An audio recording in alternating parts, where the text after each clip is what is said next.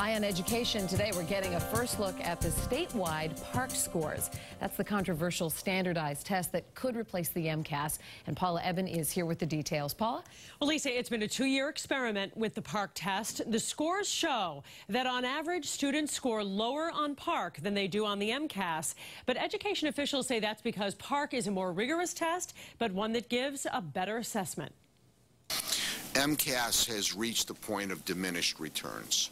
That's Mitchell Chester, State Commissioner of Elementary and Secondary Education. He believes it's time to replace the MCAS that's been in schools for 18 years. MCAS 1.0, if you will, has run its course. But replace it with what?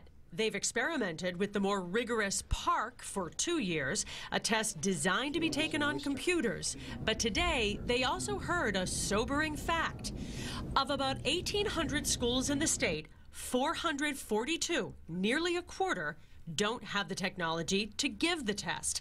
And the cost estimate to fix that is as much as $15 million. But Chester still likes PARCC. PARCC clearly has done a good job. The assessment that's been developed is a forward-looking assessment. It's a next-generation assessment. At their meeting next month, the board is expected to vote to decide which test tens of thousands of students will take. And it may not come down to just MCAS versus PARCC. They're also talking about a third option now, creating a new test that builds on the strong points of the other two. But not everyone's on board with this kind of testing. I think we need to start calling the absurdity of high-stakes testing what it is. It's not helping our students. It's not helping our schools.